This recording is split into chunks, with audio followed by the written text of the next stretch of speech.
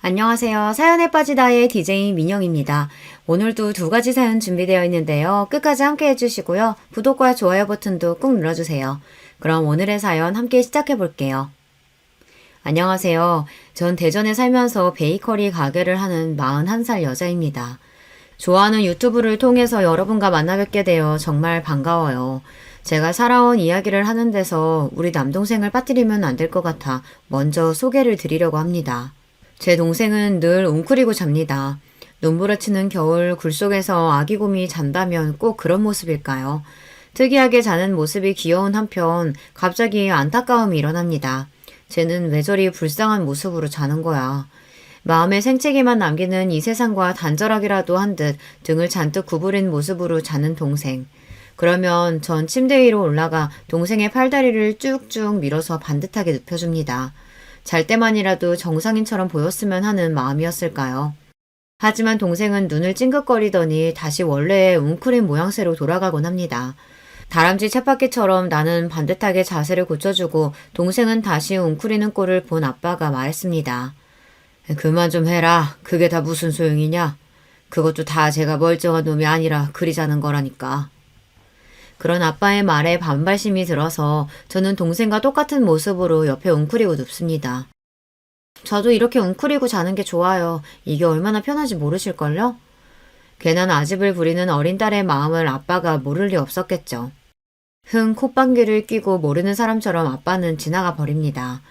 그 뒤부터 저도 동생과 같이 곰처럼 웅크리고 자는 버릇이 생겼습니다. 자기야, 그렇게 자면 팔 안 베겨? 가끔 남편은 제 자는 모습이 불편해 보인다며 고치라고 하지만 전 그저 웃습니다. 아니, 얼마나 안락한지 몰라. 자기도 한번 해보면 계속 이렇게 잘걸? 제가 동생을 바라보는 복잡 단안한 마음을 여러분은 이해하시겠죠. 그 애가 가진 장애 때문에 내 가족이 아니려니 부정하고 외면도 해봤어요. 아무리 제가 그를 정상인처럼 행동하게끔 교정해봤지만 때때로 허사였습니다. 그래도 동생은 자기만의 느릿한 속도로 말하는 법을 익히고 세상을 이해해갔던 것 같아요. 끝내 자신이 잘하는 일을 찾았고 그 일이 힘들어도 멈추지 않았습니다. 그런 동생을 저는 누구보다 아끼고 사랑합니다. 제 동생 영민이는 저보다 7년 터울로 선천적으로 뇌병변 장애를 갖고 태어났어요. 아들을 낳으라는 친할머니의 구박에 엄마는 잦은 유산을 겪으면서 어렵게 동생을 낳았지만 멀쩡하지 못한 모습을 보고 친할머니와 아빠는 욕부터 해대셨대요. 병신, 손가락질하며 놀려대던 동네 애들이나 이웃 어른들의 멸시 어린 눈빛은 늘 우리를 따라다닙니다.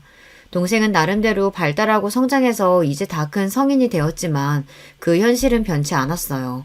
그리고 제가 결혼하면서 맺은 새 가족, 그 가족 중에 누구보다 동생을 혐오하는 사람이 있었는데요. 바로 그건 시어머니였습니다. 아빠의 반대로 동생은 상견례 자리 등 가족들이 모이는 공식 석상에 단 한 번도 나오지 못했어요. 장애가 있는 남동생이 하나 있다는 이야기는 들으셨지만 결혼식 날이 돼서야 처음으로 시댁 가족들은 제 동생을 만나게 되었죠. 다리 근육의 강직으로 동생은 걸을 때 바깥날 발로 자꾸만 걷게 되고 이를 교정하는 깔창을 넣었지만 아무래도 걷는 모습이 정상인과 다르게 보였습니다. 미리 마음의 준비를 하고 있었지만 동생이 걸어오는 것을 보는 시댁 가족의 당황스러운 기색이 제게 느껴졌어요. 그래도 그 기색을 애써 감추시고 동생에게 악수를 청하시는 시아버지의 모습에 가슴을 쓸어내리며 안도했죠. 하지만 시모는 목에 뭐 잘못 걸린 사람처럼 불편한 기색을 감추지 못했습니다. 그러고는 제 동생을 못 본 척 서둘러 지나치더군요. 인사 한번 건네지 않은 어머님의 모습에 속으로 좀 상처받았어요. 지금 생각해보면 그런 행동 하나하나가 시모의 인격과 민낯을 보여주는 행동인지 그때 알아챘어야 했는데 말이죠. 그런데 그 무시가 끝이 아니었습니다. 신혼여행에 돌아와 시댁에 와 있는데 대뜸 저에게 이렇게 말씀하셨어요. 네 동생은 그 꼽추 같은 거냐? 왜 그렇게 삐딱하게 걷고 이상하게 움직이는데? 무슨 병에 걸린 거야? 그런 건 전혀 아니고요. 신체 건강한 아이예요. 뇌기능 일부에 문제가 있어서 운동 능력이 정상인과 좀 다른 것 뿐이에요. 그럼 그 장애 유전자가 너희 집안에 흐르고 있는 거 아니냐? 나중에 내 손자에게 그게 옮겨갈까 무섭다. 그러니까 너 혹여 임신하게 되면 모든 검사 다 해라. 태아가 조금이라도 문제 있다면 낳지 말고 바로 지우고. 알겠냐? 시어머니라는 사람이 참 너무 무례하죠. 이후에도 시부는 틈만 나면 제 동생을 들먹이며 나를 약자로 만들었습니다. 하지만 여느 장애아 가정이 그렇듯 저도 심장에 어느 정도 근육이 배긴 사람이죠. 성치 않은 동생을 보호하고 다닐 때 우리에게 쏟아져 꽂히는 타인의 시선을 이겨내는 법, 피해 하나 주지 않았는데 그저 벌레 보듯 하며 쫓아내던 식당 주인들, 동생의 보호자로 살아온 세월 밥은 어디 꽁으로 먹었겠습니까? 그렇다고 해서 아픈 게 죄는 아니잖아요. 이리 항변해본들 우리 편 들어줄 정상이 있는 세상에 몇 없다는 걸 아니까 그저 체념하고 혼자 삭히는 수밖에 없었습니다. 시모가 제게 했던 모욕적인 언행을 남편에게 옮기지 않았어요. 그건 단지 가정의 분란이 끔찍이도 싫어서였어요. 제가 그런 선택을 하게 된 것은 사실 친정아빠의 영향이 컸습니다. 우리 집안이 이럴 리가 없는데 이게 다 네 엄마 탓이야. 저런 거 내 눈앞에서 치워. 우리 아빠는 그 어떤 타인보다 더 거칠게 자기 아들을 혐오했습니다. 아버지는 명문고와 명문대를 거쳐 공직 생활을 하셨던 분이죠. 남다른 자신감과 오만함으로 똘똘 뭉친 사람이 바로 우리 아빠였죠. 그런 사람에게 자식이 뇌의 일부 장애를 안고 태어났다는 사실은 아마 더할 수 없는 충격이었겠다고 전 그리 짐작합니다. 가족 동반으로 나서는 어떤 자리에서도 동생 영민이는 없는 자식처럼 집에 떨궈놓고 가셨어요. 반대로 엄마는 불쌍한 내 자식, 아픈 손가락인 영민이를 더 끔찍이 위하고 감싸셨죠. 전 부모님의 극단 사이에서 딱 중간이었습니다. 동생을 놓고 부모님 싸움 벌어지는 것도 싫고 엄마의 온 관심이 영민이만 향해 있는 것도 원망스러웠어요. 그래서 사춘기 시절 영민이가 미웠고 내 동생이 아니었으면 어디 사라져버렸으면 기도를 드린 적도 있었습니다. 하지만 그럼에도 영민이는 저를 제일 따랐고 좋아했어요. 집 밖에 나서면 주변 눈총에 무섭다는 엄마와 달리 전 동생을 여기저기 데리고 다녔습니다. 무식하고 용감한 게 제 성미라 남들 시선이 싫어도 그럴수록 더 내 동생을 세상에 내놓고 싶어졌어요. 그래서 동생은 세상이 어떤지도 알고 그런 만큼 자신의 결정을 받아들이고 강하게 이겨나갔습니다. 스스로 신발을 신고 벗고 누나에게 가끔 당돌하게 조언도 하는 그런 어른으로 성장했죠.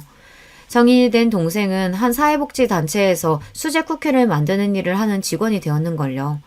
나이 21살에 받는 월급이 고작 20만 원에 불과했지만요. 최저 시급도 받지 못하는 일이지만 간사님은 정말 성실하고 꼼꼼하게 일 잘한다며 영민이를 칭찬하셨습니다. 한편 아빠 역시 세월의 흐름을 비껴갈 수 없었는지 공직자 생활에서 은퇴하셨어요. 철마다 드시는 보약에 엄마에게 온갖 보신 음식을 해내라며 건강을 끔찍이 챙기던 아빠가 암을 얻었다는 소리를 들었을 때 전 믿을 수 없었습니다. 진짜야, 너희 아빠가 대장암이라더라. 세상 참 웃기지? 다른 사람도 아니고 너희 아빠 같은 사람이 암에 걸리다니. 자존심에 끝까지 자신의 병을 자식에게 드러내는 양반은 아니셨고 엄마가 아빠가 암에 걸렸다는 사실을 알려주었습니다. 3번에 걸친 항암 치료와 짧지 않은 투병 생활 동안 아빠는 자신이 죽지 않을 거라는 확신을 가진 사람처럼 꼿꼿이 지내셨어요. 3년의 투병 생활 끝에 아버지를 보내면서 슬픔이나 그리움보다는 허탈함과 해방감이 몰려왔습니다. 도리어 아버지 간병하면서 엄마의 건강이 나빠지는 것이 염려되었던 전 차라리 다행이다 싶었습니다.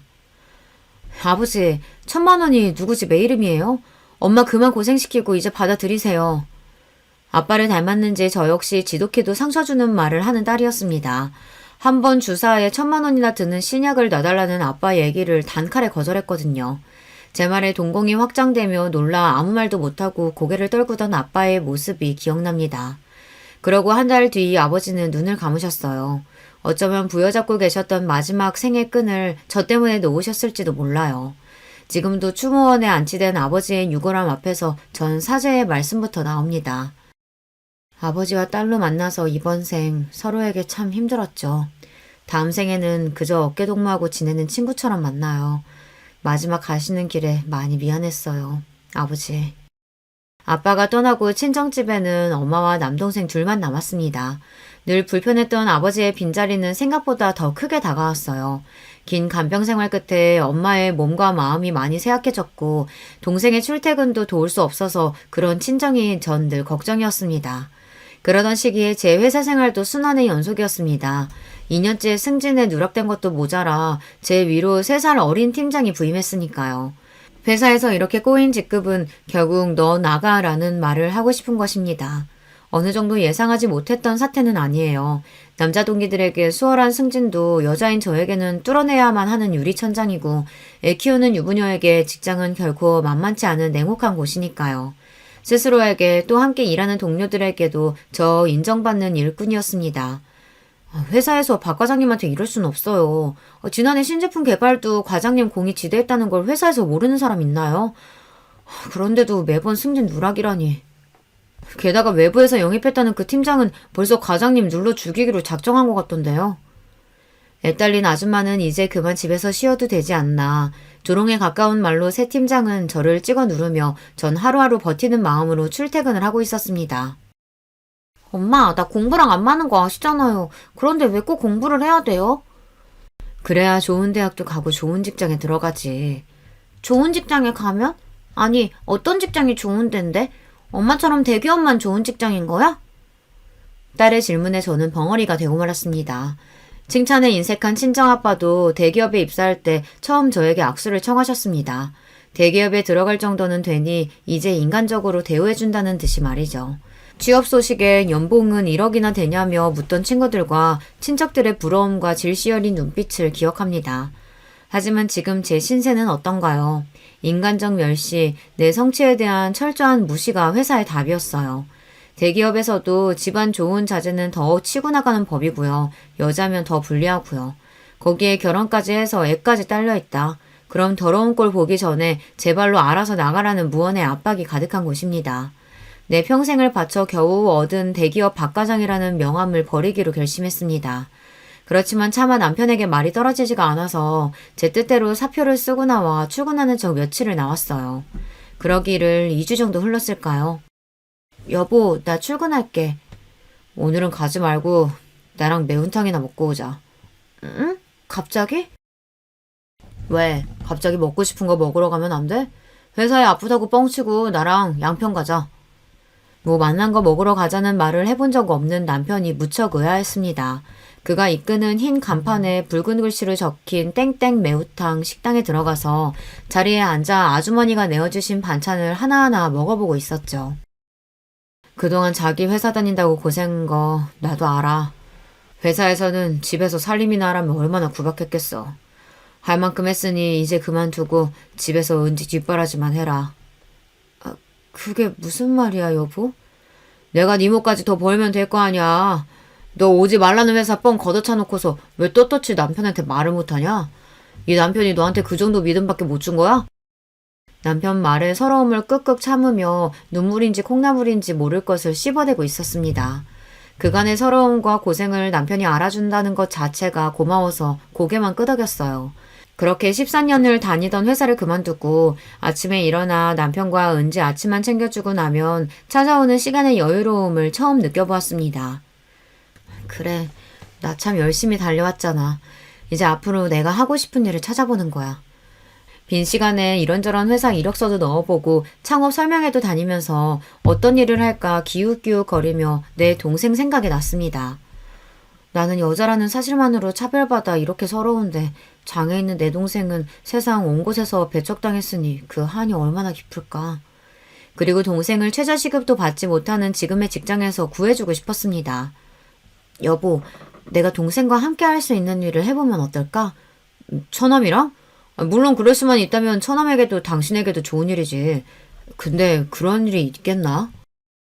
동생이 다니던 회사에서 쿠키를 잘 굽는다는 칭찬이 자자했습니다. 또 은지가 어릴 때 휴일날 함께 베이킹했던 기억이 저에게는 달콤하게 남아있거든요. 그런 생각을 하다 보니 모든 상황은 저를 이렇게 빵가게 사장으로 이끌었어요. 여러분 주변을 둘러보세요. 파리바게트 같은 대기업부터 개인 가게까지 베이커리 상점이 얼마나 많은가요? 레드오션 중에 레드오션이지만 전 용감하게 그 속으로 뛰어들어 보았습니다.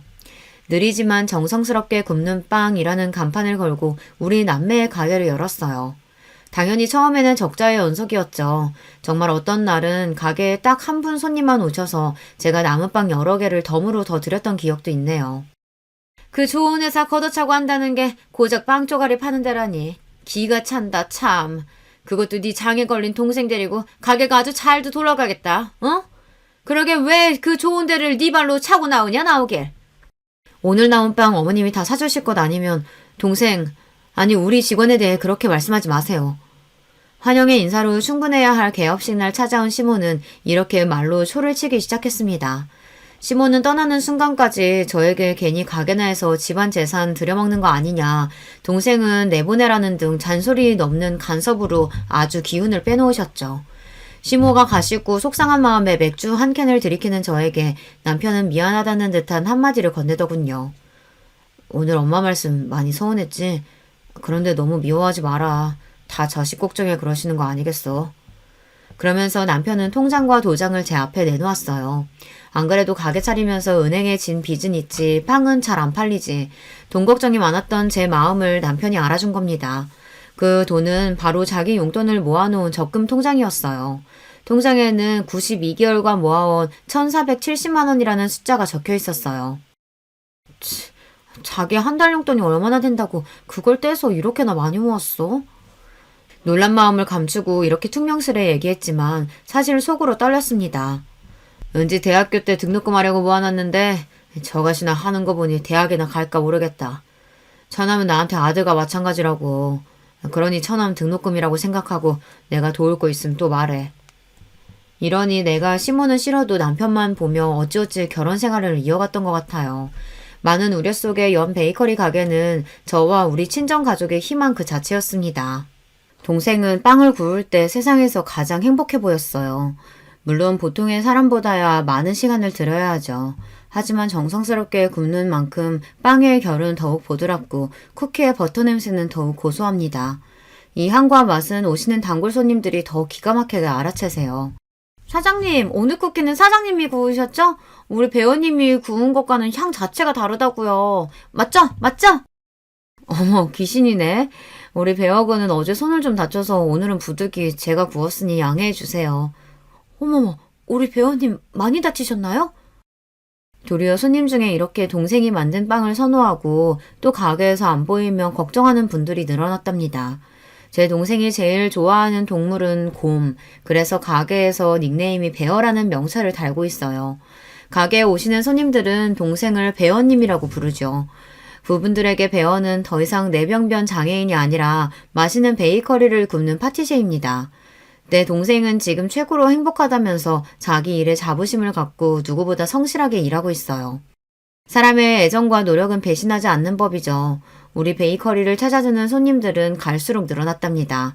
어떤 날은 가게 문을 닫는 9시가 되기 한참 전에 모든 빵이 다 팔리기도 해요.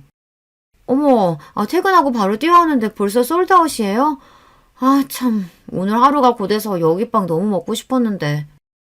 이렇게 아쉬움으로 발걸음을 돌리는 손님들이 생길 지경이었어요. 저와 동생은 욕심부리지 않고 하루 생산할 수 있는 만큼의 베이커리를 생산하느라 손님들의 기대에 못 미치는 양일 수 있어요. 그래도 우리 집 생활비에 동생 월급 그리고 가게 빚 이자를 내기에는 충분할 만큼 수익을 내게 되었죠. 저희 가게를 사랑해주시는 많은 분들께 이 자리를 빌려 정말 감사드려요. 한편 남편에게는 7살 어린 여동생이 있었는데요. 이 친구가 또 골칫거립니다. 우리 막둥이 봐라. 저렇게나 예쁘고 곰살맞으니 어느 놈이 데려갈까 아깝기도 하네. 네 주변에 누구 좋은 사위감 없냐? 사자 직업 아니면 남자 집안에 건물 한 채 정도 있는 남자라야 신우에게 대볼 수 있다는 시모의 말에 실서가 나왔습니다. 고슴도치 눈에는 자식의 가시도 장미 이파리처럼 보이는 격이죠. 언니, 나 친구랑 여행 왔다가 수중에 돈 한 푼 안 남아버렸어요. 그러니까 언니가 나 좀 데리러 와줘요. 거기가 어딘데요? 운전면허도 없는 대학생이 강원도 양양까지 갔다니 거기에다가 교통비도 없어서 못 오고 있다는 말을 부끄럽지도 않은지 서슴지 않고 합니다. 신우이는 그런 여자예요. 약삭 바르고 눈치가 구다닌 여우라 그런 막내딸이 이쁘다며 시모는 물고 빨고 어린애 대하듯 오냐오냐 키우셨어요. 덕분에 시댁에서 온갖 좋은 것은 장남인 남편을 제치고 모두 신우이의 몫이었다네요. 전 퇴근하자마자 운전대를 잡고 양양으로 향했죠. 언니, 지금 이렇게 늦게 오면 어떡해요. 배고파 뒤지는 줄 알았네. 차에 뭐 먹을 거 있어요? 반갑고 고맙다는 인사는 뒷전이고 만나자마자 짜증을 내는 신우이의 옆에는 머쓱하게 서 있는 한 남자애가 보였습니다. 이 남자가 아가씨랑 같이 온 사람이에요? 아가씨 친구랑 여행 왔다면서요. 남자친구랑 외박까지 한 거 어머님이랑 오빠가 알면 경을 칠 텐데. 그러니까 내가 언니한테만 연락을 했죠. 이 일은 무덤까지 갖고 갈 비밀이에요. 아셨죠? 자기야, 어서 차 타고 가자. 추워. 이렇게 신우이와 남자친구를 태우고 다시 3시간 반이 걸려 서울에 도착한 경험이 있습니다. 이번 일을 보시면 알 수 있듯이 신우이는 제멋대로의 성격에 남자도 수없이 갈아치웠어요. 고등학교 때 사귀다가 같이 가출해서 일주일 함께 살다 온 30살짜리 남자부터 시작해서 성인이 된 이후에는 남자친구가 매번 변하는 통에 몇 명인지 셀 수도 없었죠. 촌스럽게. 걘 그냥 잠깐 만나는 애일 뿐이고 무슨 남자친구라고 잔소리해요. 아가씨는 그냥 만나는 남자랑 손도 잡고 외박도 하나 봐요. 내가 인기가 좋아서 오는 남자 뭐 어떻게 막으라고. 그리고 난 결혼 생각 없으니까 애인이나 많이 만들어두는 거죠. 나도 생각이라는 게 있는 년인데 언니처럼 구질구질하게 사는 거 보고 내가 결혼하고 싶겠어요? 어찌 보면 똑똑하고 아주 계산적인 친구죠. 시댁에서 얼마나 대접 못 받고 사는 며느리인지 제가 신우이 눈에는 그리 보였나 봅니다. 그렇게 남자들과 동거도 서슴지 않던 신우이는 자기 아버지와 오빠에게는 철저히 비밀에 붙여달라며 끝까지 저를 자기 편으로 두었죠. 저도 이유를 잘 모르겠어요. 얄밉지만 신우이의 자유로운 청춘을 지켜주고 싶은 마음이었던 건지 시아버지에게는 물론 남편에게까지 신우이의 잘못을 감춰주었으니까요. 철없고 이기적이긴 해도 그 나이 때에 못 모를 땐 그럴 수 있지. 신우이는 적어도 시모처럼 동생을 들먹이며 제 가슴 후벼 파는 말을 하지는 않았으니까요. 그런데 싱글을 자유롭게 즐기겠다던 신우는 갑자기 결혼 발표를 했습니다. 그 이후 전 시모와 신우이의 추악한 민낯을 대면하고 말았고요. 결혼하겠다며 신우가 데려온 남자는 유명한 식품기업에 다니고 있는 회사원이었어요. 외모는 평범했지만 성실하고 책임감 있는 남자로 보여 시집 보내기에 안심이었습니다. 그런데 천방지축이던 신우이는 그 남자 옆에서는 세상 제일 조신하고 참한 여자처럼 연기하더군요. 입을 가리고 조그맣게 호호 웃고 술 한잔 같이 하자는 남자의 제안에 얼굴을 붉히면서 말이에요. 자기도 참, 저 술 한 방울 못하는 거 알면서. 정말 여배우 저리 가라 할 대단한 연기였습니다. 고주망태인 꼴로 친구 등에 업혀오는 일이 부지기수였던 신우이는 모르는 사람이 보면 정말 깜빡 속아 넘어갈 만큼 능숙한 연기를 뿜어냈죠. 그녀가 사귀었던 남자들이 주마등처럼 떠오르며 속으로 다짐했습니다.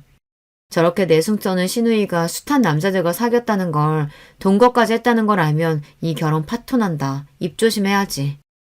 예비 시 매부에게는 미안했지만 저도 다른 시댁 식구들과 한통속으로 신우이의 비밀을 덮는 일에 동조했습니다. 그러던 어느 날 저녁 식사를 하고 있는데 남편의 표정이 별로 좋지 않았어요. 무슨 일 있어요? 아무래도 일 구하는 일이 많이 힘들죠. 바로 답을 하지 못하고 밥만 먹던 남편이 숟가락을 내려놓고 난처한 이야기를 꺼냈습니다. 오늘 영순이가 전화해서 혼수 중에 하나를 해놓으라고 하대.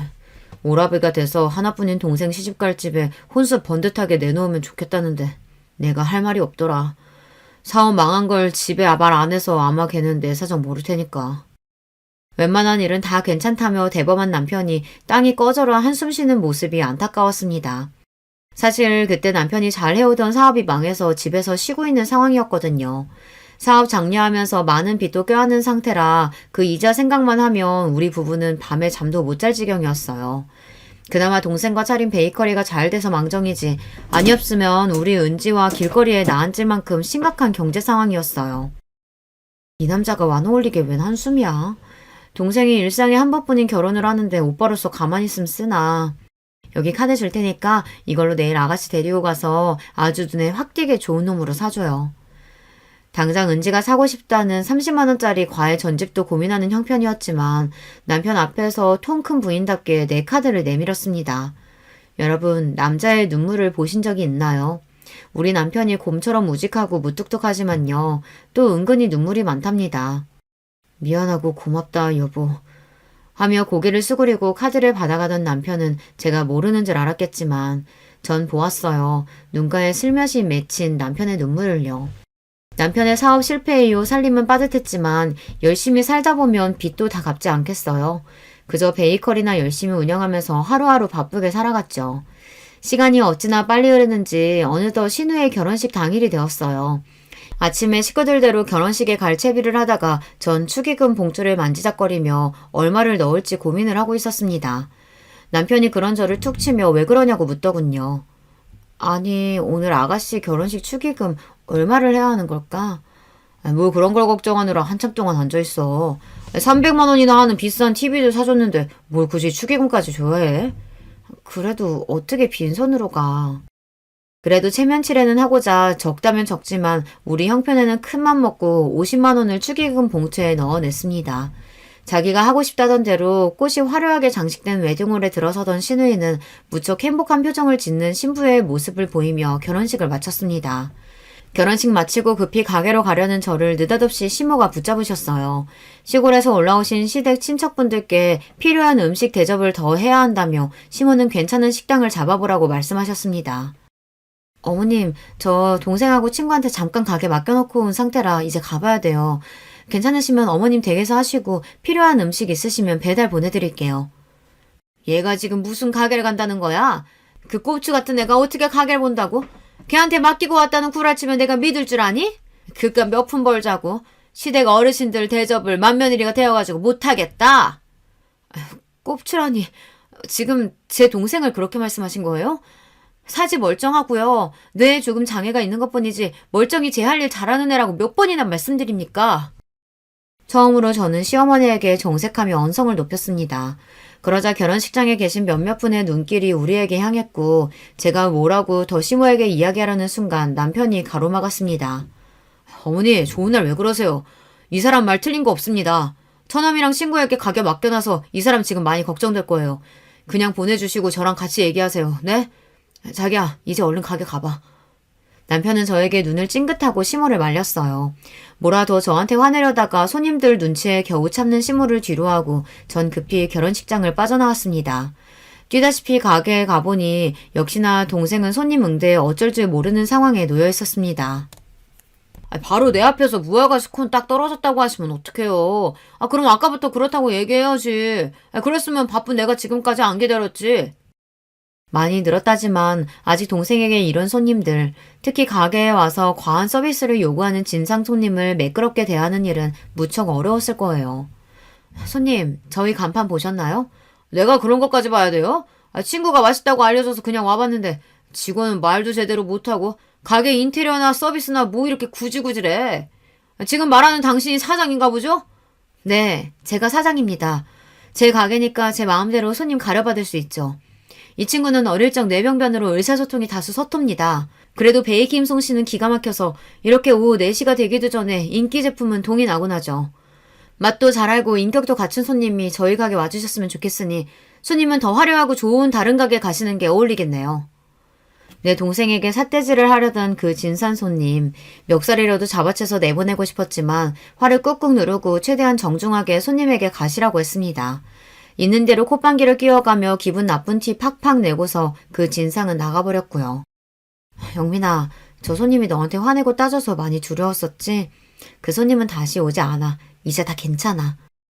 불안한 마음이 되자 영민이가 예전에 가지고 있던 틱 현상이 다시 도졌어요. 손가락을 잔뜩 구부리고 고개를 까딱거리던 동생은 우는 얼굴이 되어 제 품에 안겼습니다.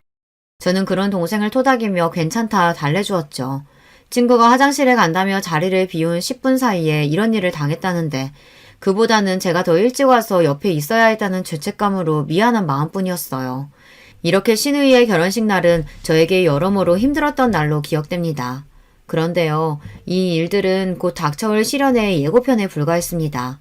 이튿날 시모가 우리 가게에 찾아와서는 한바탕 뒤집어 놓고 갔거든요. 내가 말하고 있는데도 무시하면서 시어른들 나 몰라라 하고선 너 그날 잘도 도망치더라? 그래서 그 대단한 신가게가 얼마나 잘 됐는지 내 눈으로 구경을 왔다. 뭐 손님이 그리 많지도 않구만. 가게 안에는 손님이 몇 분 계셨는데도 아랑곳하지 않고 시어머니는 이렇게 대놓고 역정부터 내셨습니다. 어머님, 손님도 계신데 언성을 좀. 영민아, 여기 이 손님 갖고 오신 빵 계산해 드릴 수 있지? 네, 사장님. 씩씩하게 대답하던 동생은 천천히 그렇지만 온 신경을 집중해서 손님 빵을 하나하나 계산해드리고 있었습니다. 그 모습을 물끄러미 바라보시던 시모는 저에게 그러셨어요. 가만 보면 너도 어디 하나가 모자란 것도 같다. 네 동생이 빵이야 굽는다 쳐도 구태여 손님들한테 보이는 게 창피하지도 않니? 내가 손님이면 빵 사러 왔다가 어이쿠야 하고 놀라서 나가버리겠다.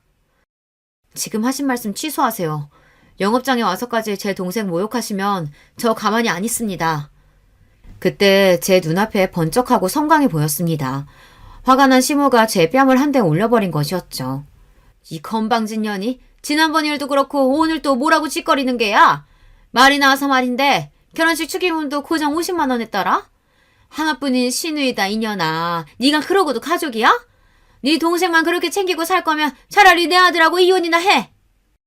시모의 말에 너무 기가 막혀서 금세 대답이 나오지 못하고 잠시 어버버했어요. 그때 그 광경을 지켜보시던 단골 손님이 저 대신 나서주셨습니다. 어르신, 제가 나설 입장은 아니지만 우리 배우님은 이 가게에 없어서는 안 될 분이에요. 어서 우리 사장님과 배우님에게 사과해 주셔야겠는데요. 아니면 영업 방해와 폭력으로 경찰에 신고하겠어요. 이 여자는 또 뭐야? 당신이 뭔데 내 아들 가게에서 이래라 저래라. 그만! 제발 어머님은 빠지시라고요. 전 더 이상 참지 못하고 시모에게 내지르고 말았습니다. 당신하고 다시 얼굴 볼 일 없게 할 테니 이제 내 가게에서 나가세요. 여긴 나와 내 동생의 가게고 당신 아들은 지금 백수로 놀고 먹고 있으니까 어머님은 아무 권리가 없으니 당장 나가시라고요. 시모는 자기 아들이 백수라는 부분에 놀랐는지 제가 막무가내로 쫓아내서 당황한 건지 모르겠지만 획하니 가게를 나가버렸습니다. 저분 시어머니 맞죠? 참 사장의 마음고생이 심했겠네요. 시모가 절 때리고 서로 싸우는 광경을 본 데다 제가 서럽게 우니까 동상은 불안해하며 펄짝펄짝 제자리에서 뛰어댔습니다. 그 손님은 동생의 손을 잡아주면서 달래주는 한편 제 편에 서서 이야기를 들어주었고요. 그러네요. 손님이 현명하네요. 나도 이제 저런 시어머니 뻥 차버리려고요. 멀쩡히 서 있을 기력도 없던 저는 남은 빵을 손님에게 다 드리고 일찍 가게 문을 닫았습니다. 동생을 집에 데려다주고 나서 남편에게 곧바로 전화했어요. 그리고 마음속에서 몇 번이나 다짐했던 말을 내뱉었습니다. 나 당신이랑 못 살 것 같아. 나에게는 더없이 좋은 남편이었지만 우리 은지에게서 아빠를 빼앗고 싶지 않았지만 어머님 때문에 결국 난 당신을 떠날 거야. 지금 그분과 같은 하늘 아래 숨쉬고 있다는 것만으로도 미칠 지경이니까 날 놔줘요. 아마 남편은 마른 하늘에 날벼락 맞은 심경이었겠죠. 하지만 그간 시모가 저지른 추악한 일들, 오늘 일까지 남편에게 모두 쏟아내었습니다. 남편은 갑작스러운 이혼 통보를 믿기 힘들어했지만 전 생각할 여유도 주지 않고 바로 짐을 싸서 가출해버렸어요. 여러 번 울려대는 남편의 전화를 차단하고 가게로 찾아오는 남편을 외면하며 전 홀로 설 준비를 하고 있었습니다. 그렇게 매일 울며 지내던 어느 날 가게로 시누이가 찾아왔어요. 내가 그리 친동생처럼 살뜰히 챙겨주었지만 정작 그 애는 내 동생 보기가 껄끄럽다며 우리 가게를 방문한 것은 이번이 처음이었죠. 뭐 인스타에서 입소문 좀 탄 것 같던데 직접 보니 썩 대단하진 않네요. 언니도 참 한심해요. 지금 한가하게 빵이나 팔 때예요. 한가한 건 아가씨죠. 난 이 가게 열심히 해서 돈 벌어 은지 키우고 빚도 갚아야 하니까 여기가 전부인데 지금은 바쁘니까 서로는 됐고 간단히 용건만 해줄래요 아가씨? 무슨 일로 여기까지 온 건가요? 언니 한 사람 때문에 우리 집안이 풍비박산 났다고. 내가 알던 우리 오빠는요. 부모님 말씀은커녕 내 말도 거절하는 법이 없이 고분고분 따랐던 착한 사람이었어요. 그런데 언니가 중간에 뭐라고 분탕질을 쳤길래 엄마랑 맨날 전화로 다투더니 이젠 급기야 집에서 한바탕 소란을 피웠지 뭐예요? 내가 왜 이혼하기로 했는지 오빠한테 들어서 알 텐데요. 아가씨 혼수로 비싼 선물까지 사줘놓고 축의금 50만 원 냈다고 당신 엄마한테 뺨 맞고 그 소모를 당한 내 앞에서 자기 엄마 편들 일인가요? 그리고 아가씨는 왜 우리가 혼수해준 얘기는 어머니께 입국 담으셨어요? 그건 엄마한테 혼수비 받아서 그걸로 갖고 있던 카드비 갚느라 그래요. 아, 뭐 다 갚은 것도 아니에요. 300만 원 가지고 고작. 고작? 우리 은지 학원비 내는 것도 빠듯한 형편이에요, 지금. 당신 오빠 백수 된 지 오래라 나 혼자 아등바등 벌어 살면서도 불평 한 번 하지 않았고 혼수로 300만 원 쓴 게 우리한테 얼마나 큰일이었는지 알기나 해요? 세연이가 뭐나 된다고 이런데. 오빠 잠깐 힘들 때 생활비 좀 버는 거? 아, 지금 그거 가지고 유세하는 거였어요? 저런 삐리삐리한 동생 데리고 하는 이딴 가게 하나 갖고 거만 떴는지 몰라도 당장 이혼 취소하고 우리 엄마한테 사과부터 드리세요. 지난 일에 자기 탓이 있다는 걸 알면서도 신우는 나한테 미안한 마음 요만큼도 표현하질 않았습니다. 오히려 밉살맞게 끼어들어 조언이랍시고 짓거리고 가는 신우이의 뒷모습에 전 오기마저 들었습니다. 이게 아주 제대로 까부네.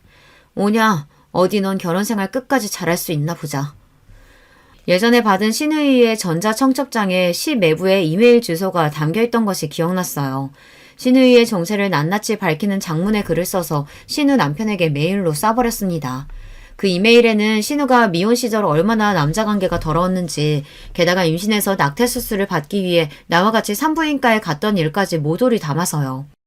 이 일로 앞으로 시댁에 어떤 일이 닥칠지, 남편은 중간에 얼마나 괴로울지 고민도 없이 그저 마음 가는 대로 저질러버렸습니다.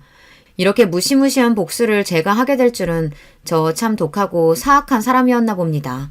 제가 보낸 글 한 편의 파급력이 얼마나 컸는지 얼마 뒤 절 찾아온 남편의 말을 듣고 직감할 수 있었어요. 내가 자꾸 찾아오는 거 싫어하는 거 알지만 그저 당신 잘 지내나 궁금해서 왔어. 나는 잘 못 지낸다. 제가 폭로한 신우의 과거에도 놀라운 사실 하나를 더 시매부가 알아냈다고 합니다. 글쎄 신우이가 자기 남편의 친구와도 짐승 같은 짓을 벌였던 사실이 발각당했다고요. 돌이킬 수 없는 많은 죄를 저지른 신우이는 자기 남편에게 쫓겨나서 이제 시댁에 들어와 살고 있습니다. 그런데 그녀는 아직까지 정신을 차리지 못했어요. 때마침 걸려온 신우 전화에 한참 동안 실랑이 하던 남편은 전화를 끊고 어이없어 했습니다. 이가 신하가 아직도 정신을 못 차렸나. 지가 무슨 낯짝으로 매제를 고소해. 진짜 싫다 싫어. 내 가족이라지만 진짜 정 떨어진다. 영순이가 매제랑 싸우다가 뺨을 2대 맞았는데 그거 가지고 고소하겠대. 어차피 이혼할 건데 위자료나 뜯어낼 거라고. 철면피도 유분수지. 판사 앞에 가서 그래 봐라 해. 자기가 남편 친구랑 붙어먹고 낙태수술한 과거까지 숨기고 결혼한 것과 고작 뺨 2대 맞은 것 중 뭐가 더 잘못인지. 나도 같은 생각이다. 그런데 낯살이나 먹은 우리 엄마도 그런 가시나 말리긴커녕 둘이 같이 궁리하고 있다네. 오라비가 돼가지고 동생이 이렇게 어려운데도 안 도와준다며 애기처럼 떼만 쓰더니. 빌어먹을 집안. 얼마나 울분이 터지는지 입에 달지도 않던 욕지기를 애써 참는 남편 모습을 찬찬히 보니 그는 참 많이 마르고 힘들어 보였습니다. 아무리 마음 불편해도 밥은 잘 챙겨 먹고 다녀야지. 나랑 떨어진 지 며칠이나 됐다고 그새 그렇게 말랐어. 남편은 제 앞으로 조용히 다가와 제 손을 꼭 잡고 허리를 굽혀 흐느끼듯 말했습니다. 야, 나 너 없이는 못 산다. 차라리 우리 집하고 연 끊을게. 엄마랑 동생한테 너 그런 일 다시는 안 당하게 할 테니까 도로 다 받아주면 안 되겠어? 진심 어린 남편의 말에 저도 울컥해서 눈물 한 줄기가 뺨을 스치고 지나갔습니다. 그때 웅크리고 빵 제조실에 있던 동생이 뛰쳐나와 내 손을 남편 손에 억지로 얹혀주며 말했습니다. 나는 우리 형 좋아. 누나야, 은지 조카도 엄마 아빠 헤어지는 거 싫다고 나한테 울더라. 형 용서해줘. 우리 누나는 천사잖아. 내 동생까지 이렇게 거들고 나서자 그만 전 눈물을 왈칵 쏟아내고 말았습니다. 사실은 저도 남편을 사랑하는 마음이 변치 않았기에 이별이 힘들었거든요. 결국 전 남편에게 돌아가기로 했습니다. 다만 남편의 말대로 시댁과 인연을 끊겠다는 조건을 달고서 말이죠. 제 믿음대로 그는 자기의 핏줄과 남남처럼 지내고 살았습니다. 그러니 결국 시모는 어쩔 수 없다는 듯 저를 찾아와 빌게 되었죠. 가게에 들어선 시모를 보자마자 가게 일을 돕고 있던 남편은 자기 어머니를 바로 내보내려고 했어요. 내가 이미 말했잖아요. 이제 엄마도 동생도 모르는 고아처럼 살 테니 자꾸 여기 찾아오지 마세요. 낯선 아들의 모습에 서러웠던지 시몬은 통 안에 눈물을 흘리며 제게 인간적인 모습을 보이고 말았습니다. 네가 처음 시집 왔을 때부터 미웠던 건 아니었다. 그런데 내 평생을 바쳐 키워낸 아들이 갈수록 너만 싸고 도니까 꼭지가 돌기 시작했어. 늙은 시애비의 꼴사나운 질투라고 생각해도 좋다. 나에겐 하늘이 무너진 것처럼 충격이었으니까. 그리고 이어진 시모의 한마디에 이젠 제가 꼭지가 돌 것 같았습니다. 게다가 또 충격은 내 아들이 불구 같은 네 동생을 우리 가족보다 더 챙기고 정을 쏟는 모습이었어. 말 함부로 하지 마세요. 제 동생 보고 꼽추라하더니 어떻게 이젠 불구라고까지 하세요? 그건 내가 못 배워서 저 동생한테 뭐라고 해야 할지 잘 몰라서 그래. 어쨌든 장애인 네 동생을 꽁꽁 숨기고 나에게서 감췄어야 했다. 네 동생을 보면 옛날 우리 집 살던 고모가 떠올라서 미치겠어. 넌 저런 동생이 뭐 떳떳하다고 시부모나 모르는 사람들 앞에서 데리고 다니는 거냐? 내 가족인데 그럼 내가 몰라라 하고 내쳐야 해요? 내 동생은요, 저보다 빵 잘 굽고 저보다 더 행복하게 사는 방법을 아는 애예요. 겉보기에 멀쩡하면서 가족들한테 상처 주고 실수하는 저나 어머님 그 누구에게도 뒤지지 않을 그럴 사람이라고요. 제 말을 듣던 시모는 잠시 말을 멈추고 뭔가 떠오르듯 말하기 힘들어하다 담담히 고백하듯 옛 이야기를 들려주었습니다. 나보다 10살쯤 많은 고모가 있었어. 어릴 적 냇가에서 놀다가 휩쓸려 척추를 다쳐서 새우처럼 등이 굽었던 우리 고모는 꼽치였지. 병신이 된 고모는 늘 어두운 방에서 꼭꼭 숨어 살아야 했어. 그래도 조카라고 나한테 고무줄이나 사방치기도 가르쳐주며 나랑 놀아주었지. 우리 고모가 등만 굽었지 얼굴도 하얗고 말은 얼마나 재밌게 하는지 참 좋아했는데. 그런 고모가 있으셨는데 왜 그리 제 동생을 눈엣 가시처럼 여기셨어요? 내가 학교 갈 무렵이 되자 동네 애들이 놀렸다. 꼽추가 집에 산다고, 나한테 꼽추 냄새까지 난다고. 그때부터 난 고모를 멀리하기 시작했지. 우리 고모는 갑자기 돌아선 내가 얼마나 미웠을까. 그래도 난 어쩔 수 없었어. 자존심 센 나한테 사람들의 가시 같은 한마디, 눈초리 한 번은 견디기 힘들었으니까. 고모님은 그래도 조카였던 어머님을 원망하기보다 기다렸을 거예요. 걱정하고. 나도 알아. 고모는 방에서 혼자 결핵을 앓다가 외롭게 죽어버렸지. 그걸 본 마흔 사람들은 또 수군거렸어. 저건 집에서 굶겨 죽인 거라고. 겨울날 방에 불도 안 떼주고 말간 죽이나 주니까 병에 걸렸지. 결국 가족에게 죽임당한 거나 마찬가지라고. 입 하나가 아까웠던 그 시절을 네가 아니? 나도 가슴 찢어지게 아파하고 고모 보냈지만 어차피 제대로 살지 못할 사람이라면 차라리 일찍 저승가는 게 낫겠다 여겼어. 그리고 나는 절대로 남들 손가락질 받을 사람이 안 되겠다 다짐했지. 날 좋아하는 사람 하나 없어도 속으로 난 대단한 사람이다. 그리 외워가며 살아왔어. 그런데 너희 남매는 어떻게 왜 그리 당당할 수 있는 거냐? 네 동생은 누구보다 챙기면서 우리 영순이 축의금은 꼴랑 50만 원 하는 걸 보고 내가 그만 눈이 뒤집히고 말았던 거야. 시모는 거만한 가면을 내려놓고 솔직하게 부끄러운 과거까지 모두 얘기하셨습니다. 그 말씀을 들으니 왜 그리 제 동생과 저에게 모질게 대하셨는지 조금 이해가 가기도 했어요.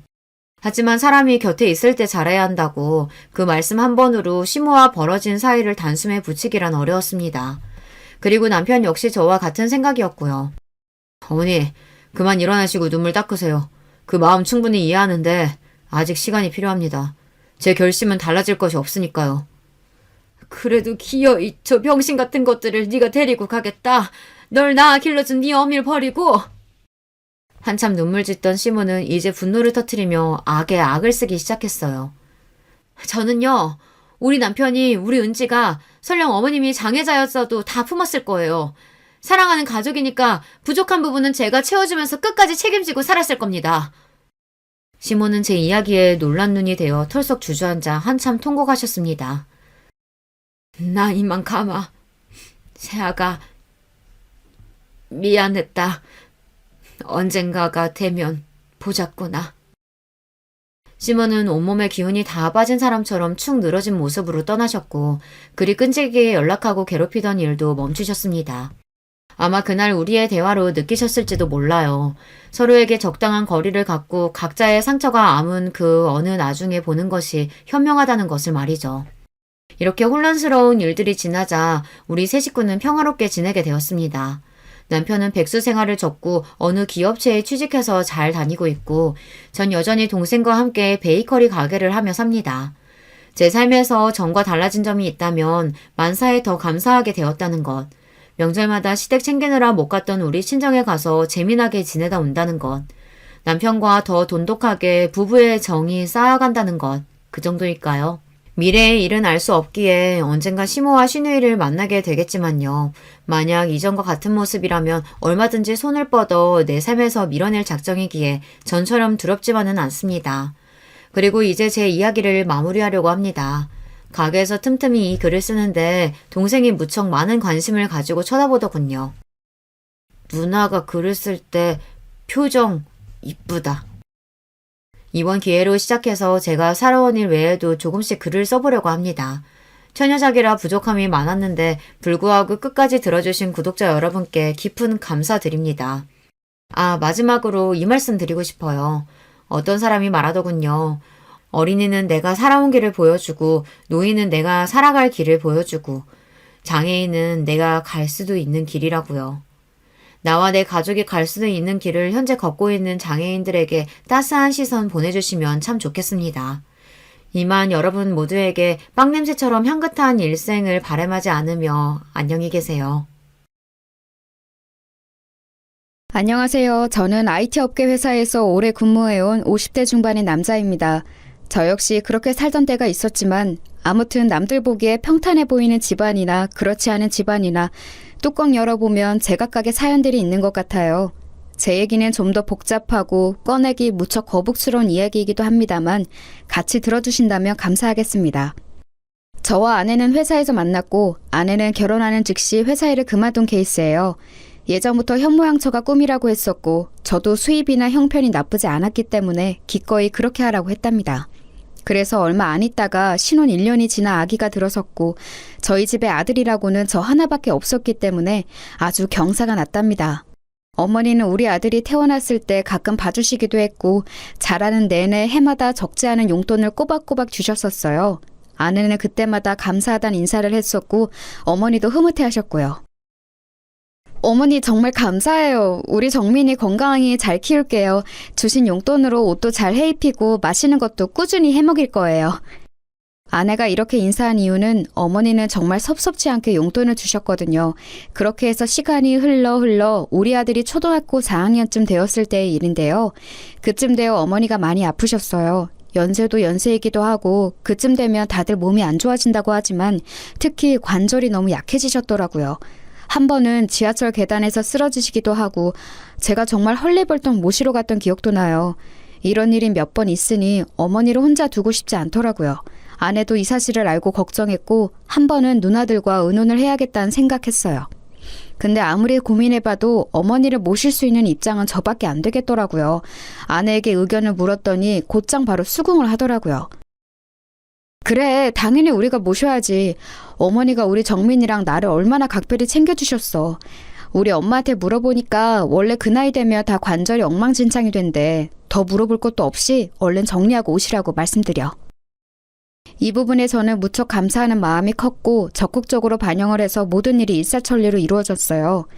집안에 있는 한쪽 끝방을 어머니에게 내드렸고 그 바로 옆방이 아들방이었고 저희 안방까지 이렇게 집을 새롭게 개편하게 되었답니다. 그리고 며칠 지나고 어머니가 저에게 감상을 얘기하시는데 다행이다 싶으면서도 좀 걸리는 게 있는 거예요. 아이고 경선이같이 착한 며느리가 어딨어. 그렇게 지극정성으로 날 봐준다 글쎄. 화장실 오갈 때도 계속 물어봐. 괜찮으시냐고. 낮에도 뭐 먹고 싶냐고 물어서 계속 갖다 주더라. 그런데 사돈 어른이 평소에 이렇게 자주 오시니? 내가 여기서 니네 신세지며 할 얘기는 아니다만. 그래서 전 조금 놀랍고 무슨 일인가 했어요. 나중에 아내를 통해서 물어보니 이렇게 말하는 거예요. 아, 엄마가 정민이 계속 보고 싶대서 그냥 편하게 오라 했어. 서로 의식하면 불편하니까 그냥 신경 안 쓰고 각각 있다 가면 되잖아. 어머니도 괜찮다고 하시던데? 그리고 우리 엄마는 정민이 어지간히 이뻐하잖아. 학교 등하교도 계속 본인이 시키겠다고 하는데 애 데려와서 집에서 잠깐 쉬시게 해야 하니까. 이때까지만 해도 제가 너무 과민하다고 생각을 했어요. 아내 말 맞다나 우리 장모님이 애 어릴 때부터 봐주시기도 했고 집을 수시로 드나드셨으니까요. 그런데 어머니가 어느 날부터 다시 이렇게 말씀을 하시는 거예요. 있잖아 제철아, 나 간병인을 새로 구해주는 게 낫지 않겠니? 아무래도 경선이한테 계속 부탁하기도 좀 그렇고 사돈도 계신데 여러모로 마음이 편치가 않구나. 때마다 자꾸 이런저런 얘기하기 힘들어서 말이야. 어머니 말씀을 들어보니 뭔가 제가 모르는 상황이 있을 것 같아서 신경이 쓰였어요. 아내에게 이 말을 했더니 손사래를 치며 그러지 말라는 거예요. 아우 어머 무슨 간병인을 써. 너무 생돈 나가게 하는 거 아니야? 내가 충분히 잘 모실 수 있어. 걱정하지 말고 나한테 맡기라니까. 그럴 돈을 차라리 나한테 반만 줘. 나도 어머니 모시고 어떻게 해야 할지 애매했었어. 병원도 그렇고 좀 더 시간 내볼 테니까 돈 엄한데 쓰지 말고 나한테 반 주고 나도 지금 하는 알바 정리하고 어머니한테 집중할게. 솔직히 어머니 말도 맞단 생각이 들어 이렇게까지 하고 싶지는 않았지만 아내가 한사코 강하게 얘기하길래 그러기로 했어요. 오전에 지인 아는 식당 알바 도와주고 왔다 갔다 하니 가끔 덩그러니 어머니랑 장모님만 계실 때도 있었나 보더라고요. 이렇게 말하니 어머니도 그냥 알겠다 하시기에 이후로는 상황이 잘 지나간 듯 했었어요. 왜냐하면 아내는 어머니 모시고 마트도 가고 병원도 다녀오고 어디 다녀왔다고 저에게 종종 연락도 잘해주더라고요. 어머니도 이때 만족해 하셨고요. 아휴, 어째 나 혼자 있을 때보다 경선이랑 있으면 더 잘 다니는 것 같아. 애가 챙겨주니 고맙기도 하고 차라리 그 알바비인지 뭔지 경선이한테 얼마 주고 부탁하는 게 훨씬 낫구나. 처음에는 좀 어색했는데 말이야. 그래서 마음을 놓고 있었지만 어느 순간부터 어머니 표정이 점점 어두워지시고 말수도 줄어드시더라고요. 제가 약간 걱정을 하고 있으려니 아내가 그 부분에 대해 설명을 해주었어요. 근데 이 말이 전 슬쩍 기분이 나빴지 뭐예요? 어머니 요즘 기력이 없으신 것 같아. 나랑 있을 때도 저러셔.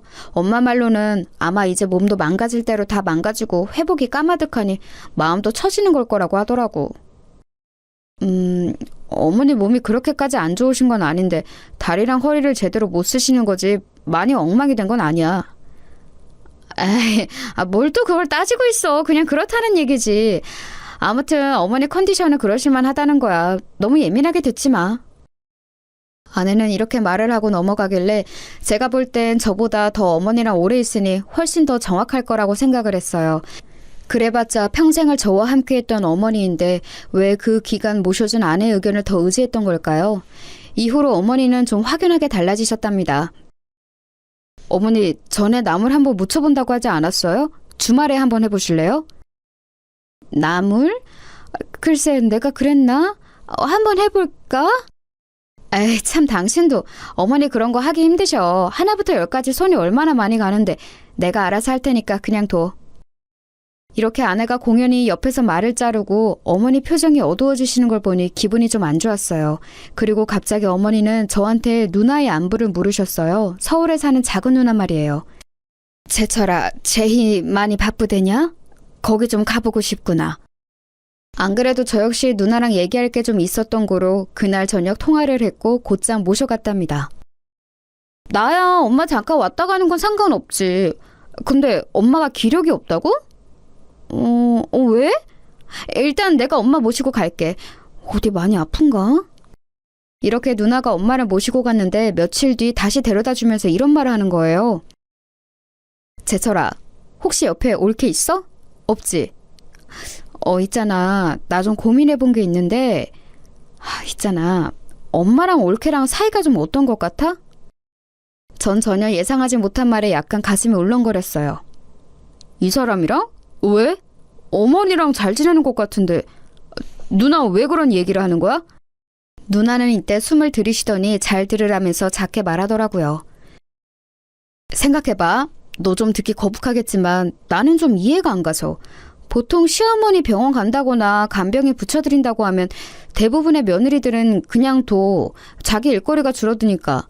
근데 굳이 그 금액 반 달라고 하면서 자기가 모신다고 했다며.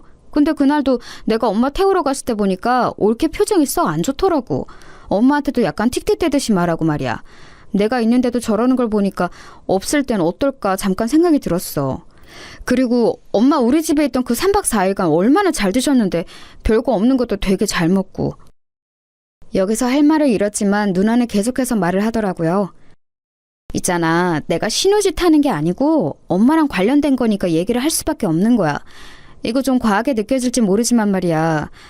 혹시 몰라서 그러니까 그 홈 CCTV 한번 달아보는 거 어때? 그거 하기 어렵지 않거든. 저는 그렇게까지 해야 되나 싶어 말이 순간적으로 턱 막혔어요. 그런데 누나는 계속해서 강조를 하더라고요. 아니면 어쩔 수 없고 그 다음부터는 치우면 되지. 내 말은 길게도 말고 한 이틀 정도만 켜두고 봐봐. 집에 안 쓰는 공기계 있을 거 아니야. 진짜 내가 괜히 이러는 게 아니고 우리 남편도 내 얘기 들어보니까 평소 그렇게 활달한 엄마가 네 집에서 기력이 없다니까 좀 이상하대. 처남댁이랑 잘 안 맞으시는 거 아니냐며. 그리고 난 좀 신경 쓰이는 게 어쨌거나 돈 100만 원 받고 시어머니 봐드리기로 했으면 그 시간대에 자기 엄마 부르는 거 좀 아니지 않니? 엄마 얘기 들어보니 사돈이 그렇게 들락날락 하신다더만. 이것도 심지어 엄마가 먼저 한 얘기도 아니야. 내가 이것저것 물어봤더니 하는 얘기마다 다 사돈이 같이 계셨더라. 마트니 뭐니 엄마 모시고 어디 갈 때도 사돈이 운전하거나 뒷좌석에 계속 탔었다며? 엄마 얼마나 불편했겠냐? 저는 장모님이 이 무렵 때도 평소처럼 그렇게 자주 오시는지 몰랐어요. 어머니가 장애가 있으신 것도 아니니 일단은 집에 계실 수 있고 아내는 알바를 그만두는 김에 아이 등하교도 다 자기가 한다고 했거든요. 그럼 아이 때문에 장모님이 집에 이전처럼 오실 이유가 굳이 없는데 게다가 저희 어머니 아프신 것도 알고 계시면서 말이죠. 저도 약간은 불편한 감이 들었고 그래도 끝끝내 미루려고 했지만 눈 안에서 돌아오신 뒤 내내 밥도 깨작거리시고 표정이 안 좋으신 어머니를 관찰하게 되었어요. 한 집에서 이런 분위기를 감수한 채 주변을 계속해서 신경 써야 한다는 게 너무 골머리 아프더군요. 아니길 바라는 마음으로 저는 홈 CCTV를 알아본 뒤 주말에 한번 설치를 해보았어요. 그리고 그 다음날 출근을 한 뒤 아주 떨리는 마음으로 회사에서 홈캠을 열어보았는데요. 그걸 열어본 저는 입이 딱 벌어져 닫을 수가 없었어요. 아니, 출근해서 제가 여기 나와 있는 지 얼마나 되었다고 그런 풍경이 벌어지고 있는 건가요? 일단 보는 내내 제 마음이 진정되지 않고 머릿속이 하얘졌던 건 어머니가 너무 덤덤하게 계신다는 게 큰 포인트였던 것 같아요. 식탁과 거실 쪽을 비추는 화면 안에 어머니와 아내가 있었는데요. 요새 피곤해하시고 늦게 일어나신 어머니가 식사를 하시려는 것 같았어요. 그런 어머니께 밥그릇을 정말 아무렇지 않게 밀어내며 주는 모습에 순간 움찔했어요. 우리 아들이 아무리 지 엄마랑 싸우고 야단을 호되게 맞은 뒤에 밥 먹으러 나왔어도 저런 식으로 볼링공 굴리듯 줘본 적은 없는 아내입니다. 어머니는 그런 반응에 그냥 가만히 앉아서 고개도 움직이지 않고 계시더라고요. 누가 보면 잠들어 있는 줄 알 것 같아요. 계속해서 얼마 안 되는 그릇 몇 개만 쾅쾅 내던지듯이 두고 곧장 장모님이 한 화면에 잡히는 거예요. 장모님이 있는 상황에서 아내는 어머니에게 뭐라 소리 지르는 모습이 보였고 장모님은 그런 광경을 신경도 안 쓰는 듯 보였어요. 이 장면에서 저는 너무 놀라 잠깐 창을 닫았고 더 보고 있기가 힘들더군요. 오후에 켜서 다시 확인했던 내용에 비하면 이건 아무것도 아닌 셈이지만 적어도 제가 평소 생각했던 그림이 전혀 아니었어요. 아내랑 산 게 10년이 넘었고 이렇게 어머니랑 밀착해서 지내본 건 이 근래가 처음이었을 거예요. 늘 사근사근하게 말씀이 많으신 어머니가 우리 집 와서 너무 불편해하시는 게 아닌가, 왜 말수가 줄어드신 건지 조금 이상하긴 했어요. 그런데 대체 이게 뭐냐고요. 더 충격적이었던 건 꿀렁이는 가슴을 안고 제가 오전 11시쯤 다시 확인했을 때였어요. 그 안에 중간중간 확인했을 때에는 어딜 나간 건지 어머니는 방에 계시는 건지 잘 안 보였거든요. 이때는 거실에서 장모님과 어머니, 아내 세 사람 다 잡히길래 숨을 죽이고 다시 봤어요. 그런데 소파에 털썩 주저앉은 장모님과 우리 어머니는 화장실 쪽으로 허벅지 쪽을 잡고 힘들게 이동하시는 게 보이더군요.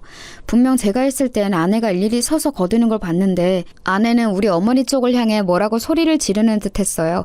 이때도 너무 당혹스러워서 얼마 안 보다 다시 껐고 생각할수록 누나가 염려한 최악의 상황이 맞으면 어떡하나 고민되더군요. 하지만 오후쯤 다시 보았을 때 여전히 저를 짜증나게 만들었던 건 아내가 우리 어머니를 적잖이 함부로 대하는 상황 안에 장모님이 계속 계셨다는 거예요. 자기 집인 양 퍼져 계시더군요. 우리 어머니는 작은 방에서 나오시는 것도 못 봤고 날도 더운데 선풍기 하나로 괜찮으실까 싶었어요. 헌데 이쯤에서 제가 제 눈을 의심하게 된 화면이 있었는데요. 화장실로 어머니가 또다시 움직이는 모습이 있었는데 아내가 그 뒤를 따라들어 어머니의 등을 그 얄팍한 손으로 내리치는 거예요. 이미 앞서 많은 불쾌감과 혼란이 왔기에 이날 점심도 먹지 못하고 시뻘건 눈으로 이것만 계속 보고 있었는데 여기선 너무 놀라 저도 모르게 헉 하는 소리가 튀어나왔어요. 어머니는 아내의 손찌검에 그냥 고개를 숙인 채로 화장실 문을 열고 그대로 들어가시는 게 보였고 장모님은 분명히 그 장면이 보이는 곳에 있는 듯한데도 미동 하나 없으시더군요. 전 여기서 화면을 내린 후 목에 뭐가 걸린 듯 입을 계속 열고 있었어요. 침을 넘기기도 힘들고 대체 뭘 본 건가 싶더군요. 꿈이어도 깨면 기분이 지독하게 나빠올 판에 이게 뭔 상황이냐고요. 이게 현실이라니. 내가 아는 아내가 화면상 너무 진지하게 우리 어머니를 함부로 대하고 있었어요. 세상 무슨 자기 친구도 아니고 원수라도 저렇게 밀어대며 취급하지는 않을 것 같아요. 식사 준비하는 것부터 너무너무 기분이 이상했고 이후로 이어지는 광경들까지 무엇 하나 정상인 게 없었는데요. 심지어 우리 어머니 등짝으로 아무렇지 않게 손을 대며 화장실로 밀어내는 모습은 대체 뭐란 말인가요?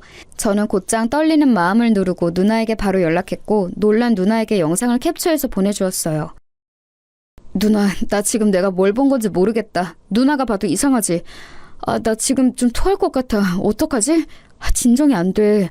이 사람이 왜 그런 걸까? 누나, 나 이해 좀 시켜주라. 왜 이러는 거야? 아니야. 이 사람이 나보고 어머니 자기가 챙기겠다고 했는데 왜 그랬을까? 우리 어머니가 그렇게 경선했는데 말이야. 사진 보면 알겠지만 누나, 어머니 그냥 가만히 있단 말이야. 저렇게 손으로 쳐대는데 이게 말이 돼? 나 어떻게 이런 일이 다 있어? 누나는 전화를 일단 끊어보라더니 대강 확인이 되었는지 다시 전화가 걸려왔어요. 제철아, 안 되겠다. 좀 기다려줄래? 나도 같이 가봐야겠다. 나 금방 니네 집 가니까 너도 일단 집 쪽으로 가고 있어. 앞에서 만나자. 이리하여 누나와 저는 동시에 집으로 향했고 현관문을 열고 들어가 보고 제가 기함했던 건요. 아직도 장모님이 계셨다는 거죠. 박서방 지금 왔는가? 아이고 너무 오래 있었네. 이제 일어나야겠다. 그렇게 말씀하시는 장모님은 뭘 그렇게 까드시고 계셨는지 소파 앞 테이블엔 과자가 한 봉지였고 볼이 미어질 정도로 빵빵해지셨더군요. 아내도 덩달아 일어났고 아들은 욕실에서 씻고 있는 듯 했어요. 저는 장모님 말에 대답도 안 하고 곧장 아내에게 물었어요. 어머니는? 어머니 방에 계시지. 주무시는 것 같은데?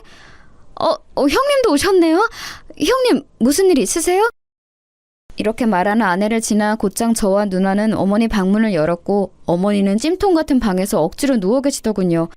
잠이 드신 듯 했다가 얼추 깨셔서는 저희 보고 왔냐고 하시는데 이때 너무 울컥함이 밀려왔어요. 허공으로 눈을 두고 어쩔 줄 모르는 저를 대신해서 누나가 어머니를 일으키더군요. 엄마 잠깐만 이쪽으로. 이렇게 그치. 잠깐만 올케 이리 좀 나와봐. 나 좀 보자. 누나와 저 어머니, 장모님, 아내까지 다 누구 하나 자리에 앉은 사람 없이 일어서서 마주하게 되었는데요. 곧장 누나는 아내를 향해 핸드폰 화면을 내밀었고 바로 거침없이 폭격을 시작했어요. 내가 얼마 전에 엄마 모셔갔을 때부터 이상하다 했어. 올케 미쳤어? 우리 엄마가 뭐 치매라도 온 사람이야? 기억이 없고 말을 못하는 사람도 아닌데 우리 엄마 순하디 순한 성질을 갖고 이용하는 거야 지금? 여지껏 나나 언니들이나 제철이한테 우리 엄마가 말 안 하고 있으니까 더 사람 함부로 본 거 아니냐고.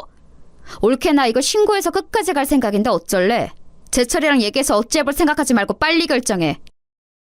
아내는 이 말에 허둥지둥 놀라면서도 미간에 주름이 잡혔고 장모님은 거기서 나서시더라고요. 아이고 사돈처녀 이게 다 무슨 일이에요? 우리 경선이한테 왜 그래요? 아니 듣다 보니 사돈이 뭐가 어쨌다는 것 같은데 하루 종일 시어머니 돌본 우리 경선이한테 뭐요? 신고요? 그리고 여기 친정엄마인 나도 있는데 지금 뭐하는 짓이래요? 어른이 어른같이 안 보여요? 이때 제가 불쑥 나서 누나 앞을 막고 장모님에게 따지게 되었어요. 생각해보면 더 크게 따졌어야 하는데 참 아쉽네요. 장모님 지금 이런 걸 따지고 싶지가 않은데요. 저희 누나도 친정엄마인 우리 어머니 때문에 할 말을 하는 거예요. 지금 저희 누나가 보여드린 거 이거 안 보이시나요? 와, 저 보고 너무 놀랐습니다. 어떻게 저희 어머니한테 와이프가 저러고 있는 걸 그냥 보고만 계셨나요? 게다가 지금 집 거실은 냉방 때문에 추울 지경인데 저희 어머니 방문은 꼭 닫아두셨네요. 냉방 때문에요? 그리고 제가 네, 이건 저도 문제가 되겠지만요. 홈카메라 설치해두고 가서 오늘 뭘 하신지들 다 봤어요. 하도 어머니가 이전 같지 않고 이상하다고 해서 저도 신뢰를 무릅쓰고 이런 것을 해봤는데요. 뭐 하는 짓들이십니까 진짜? 그러자 꿀먹은 벙어리처럼 뒤에 숨어있던 아내가 겨우겨우 입을 열면서 뭘 봤는지 모르겠다고 일단은 잡아떼더군요. 여기서 저는 하루 내내 감정에 물타기를 하고 혼란스러웠던 것들이 다 사라져버리면서 그냥 모든 게 영으로 돌아간 듯 했어요. 눈으로 본 화면들을 보고 너무 제 기준엔 기괴한 현실이라 믿을 수가 없었는데 아내가 이렇게 잡아떼는 꼬라지를 보니 더더욱 확신이 들었으니까요. 이 여자랑 나는 그동안 뭘 해왔던 것일까 환멸감이 마구 올라왔어요. 당신 눈으로 봐. 왜? 영상으로 볼래? 처음부터 끝까지 한번 볼 거야? 누나가 지금 경찰에 신고한다는 거 내가 말린 거야. 야, 당신 진짜 웃기지도 않는다. 어머니 왜 이런 얘기를 저한테 안 하시고. 죽겠다 진짜. 어머니는 땀으로 범벅이 된 몸이 냉기 아래 빠르게 식으셨는지 그리고 긴장이 풀리신 건지 그대로 식탁 의자에 미끄러지듯 앉으시더군요. 그 식탁을 눈으로 다시 보니 저는 정말 못 참을 지경이 되었어요. 그 테이블 위로 밥그릇과 반찬 그릇을 던지듯 쿵쿵 굴려대던 아내의 모습이 생각났거든요. 아내는 계속해서 부인을 했어요. 제가 더더욱 본인을 용서할 수 없도록 말이죠. 당신, 아니 잠깐 나 이거 뭔 상황인지 나도 모르겠어. 어떻게 이런 걸 말도 없이 놔두고 가? 언제 이런 건 샀어? 당신 진짜 무서운 사람이다. 내가 어머니한테 뭘 어쨌는데? 아니 막말로 해서 당신은 내가 얼마나 힘든지 알기나 해? 애 챙기고 어머니까지 챙기고 왔다 갔다 얼마나 힘들 줄 아냐고. 간병인 쓰는데 300은 넘을 거라고 걱정하길래 내가 그거 반툭 떼서 달라고 했지만 나도 중간에 그만하고 싶었어. 솔직히 나도 짜증낸 거 있긴 하지만 이거 다 내 잘못만은 아니야. 형님도 아까 저 뭐요? 신고요? 와 진짜 너무하시네요. 본인이 돌보실 생각은 안 하시고. 누나와 저는 이런 아내의 태도를 보고 더 말할 것도 없다고 생각했고 정말 더럽고 지저분한 꼴을 다 봐가면서 한 1년에 걸친 흙탕물 싸움 끝에 이혼을 하게 되었어요.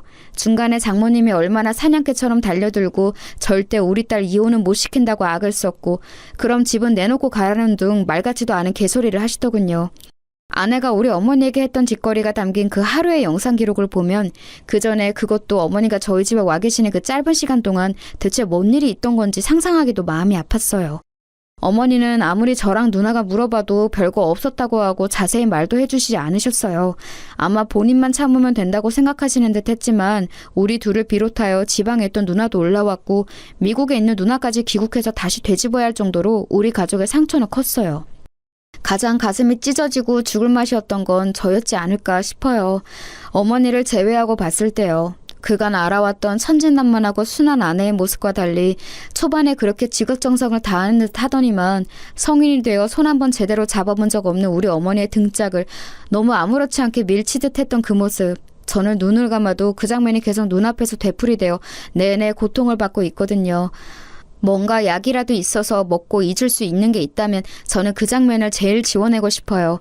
게다가 저와 아내 사이에는 몹쓸 놈의 정이란 게 있었고 심지어 가장 저를 괴롭게 하는 관문이었던 자식, 바로 아들 정민이가 있었어요. 머릿속으로 당연히 이혼은 정해져 있었지만 생떼 같은 가족과 별 거지 같은 꼴을 다 치르고 찢어져야 한다니 너무 괴로웠어요. 어머니는 이 부분에 대해 너무 힘들어하셨어요. 별일 아니었다고 했잖아. 좀 이따가 다른 친척네로 가려고 했는데 왜 이렇게 일을 크게 만들었어? 이게 다 내 잘못이다. 아픈 게 죄야. 몸이 성치 못해서 자식한테 패만 끼치고. 사실 어머니가 이런 말씀을 하실 정도로 연세가 많지도 그렇게 몸이 다 멍망이 된 것도 아닌데 억지로 참느라 자식한테 말을 못하시고 나중엔 이게 알려져 자식이 이혼을 하는 것에 더 상처를 받으시다니 너무너무 가혹하게 느껴지는 거예요. 와중에 아내는 이혼하게 되었음에도 이런 독한 말을 내뱉었어요. 당신이 이렇게 한 거 안 잊을 거야. 정민이?